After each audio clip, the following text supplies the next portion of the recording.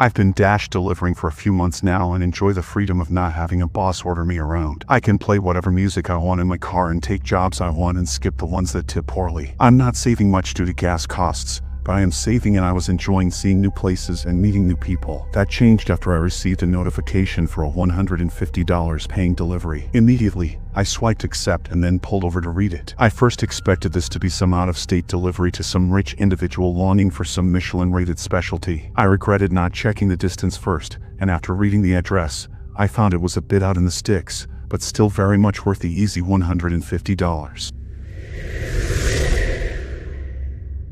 I sighed with relief and pressed the GPS button to bring up the map to a restaurant named Danny's that I'd not previously heard of. The sun was setting early, as it does in October, and I had my lights on by the time I made it to a less populated corner of town where the restaurant was apparently located. Dinner brings the best tips, but I hate driving at night since it's harder to find restaurants without a boldly emblazoned logo lit up in neon. That, and I've always harbored some lurking fear of a delivery turned mugging, or worse, some gang-initiated killing. Rare as it is, it has happened. You have arrived at your destination, the soothing voice of the GPS alerted me. I slowed to a stop, confused. I was on a dark, residential street, no sign of a restaurant in sight. Where Danny's was supposed to be was a dark gap in between two homes. I checked it again, even typing the restaurant name into maps outside of the delivery app, but nothing popped up. I realized then it might have been a glitch. In retrospect, $150 for a 30-minute delivery sounded too good to be true. I sighed and began searching the app for the troubleshooting menu when a loud slap on my passenger side window caused me to jump in my skin. A man stood outside my car, his hand pressed against the pane. I rolled down the window only a crack, just enough to hear him. "You the delivery driver?" he asked, and my mouth went dry. I didn't want to say yes because the vision of a pistol pulled and a muzzle flash kept playing in my mind, but he seemed harmless enough. Older too, mid-50s, receding hairline, thin frame, not quite the gang initiation type. I was fairly certain everyone knew that delivery drivers nowadays don't carry cash. "Yeah, I'm looking for Danny's restaurant. Is it near here?" The man just looked at me with a hollow stare before raising his other hand. The fear of an impending bullet to the brain immediately dissipated when I saw a large plastic bag. I sighed out in relief and lowered the window, accepting the delivery. It was large, much larger than I was used to delivering. I'd typically receive a styrofoam container or two, a drink as well. This plastic bag contained a staple paper one filled out nearly to the top. I needed to use both hands to accept it. I placed the surprisingly heavy meal on the passenger seat,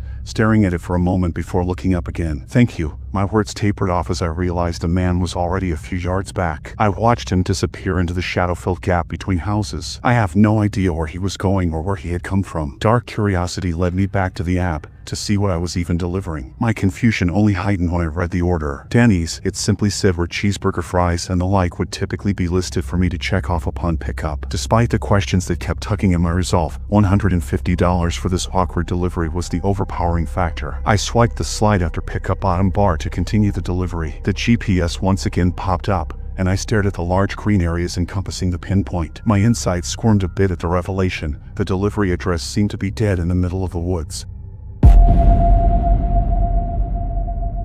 I shifted into drive and followed the directions onto the highway. The sun had fully set, but the tunes from the radio had kept me in good spirits. Few people were on the road, so I was making great time and could call it an early night after this gig. The miles counted down from 15 to 10 to 5. The off-ramp came into view, and the large pine trees on either side of the highway continued to darken the path as I merged onto smaller roads. With every mile further into the wilderness, my uneasiness grew. More than a few times my eyes darted over to the suspicious double-bag delivery on my seat. My heart raced as my mind played tricks on me in the shrouding darkness of the tall trees on either side. I did a double take when I thought I saw the bag rustle. Something within appeared to have moved.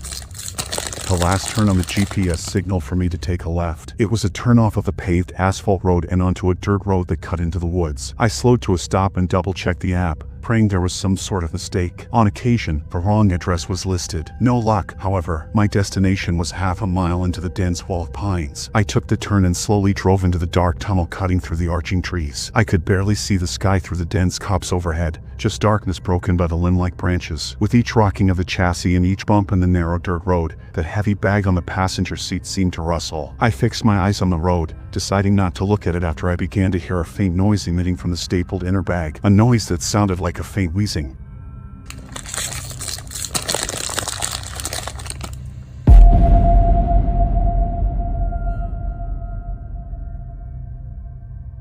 By the time I arrived at the destination, my knuckles were white from gripping the wheel so hard. I was sweating, despite the autumnal chill that had breached my car and clothing. This part of the woods seemed colder than any part of the drive by at least 10 degrees. I shifted into park and looked at the app screen, the only source of light aside from my headlights, which faded only a few meters out. The address was supposedly on the left, and the instructions read leave a door. There was no house in sight, however. It had to be a glitch of sorts. Above all else, I didn't want to leave the safety of my vehicle. This entire delivery had been all wrong. Something dreadful about it made me crave a shower. It made me want to run screaming from the situation I'd unknowingly gotten myself into. Crinkle. I saw the bag shift in my peripheral vision and I let out a glottal yelp. I hurriedly opened the car door and got out, eager to distance myself with whatever was in the bag. I then navigated the menu of the app on my phone screen, seeking out the cancel order option. My score would go down. I'd miss out on the money, but I'd be able to get out of this strange gate that I wanted nothing more to do with.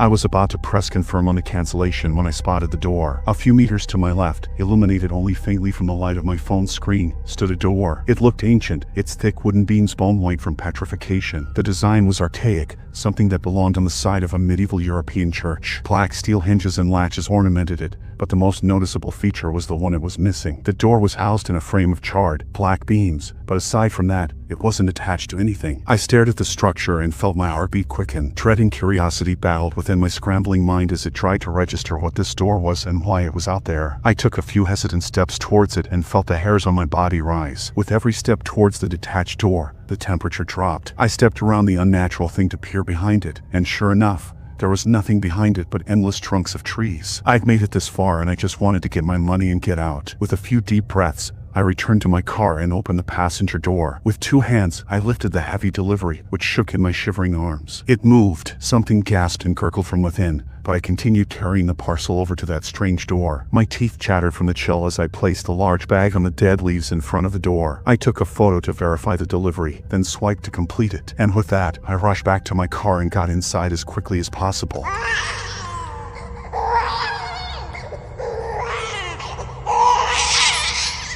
I then heard the faint cries of an infant. I saw the bag shift and shake, poked outward from the inside. I shifted into reverse and began to backtrack down the pitch-black road into the heart of the woods, but not before I saw that door creak open. Not before I saw that rotted, black arm with long, desiccated fingers reach out eagerly. I watched it yank that screeching delivery bag into the impossible space behind the door that should not exist.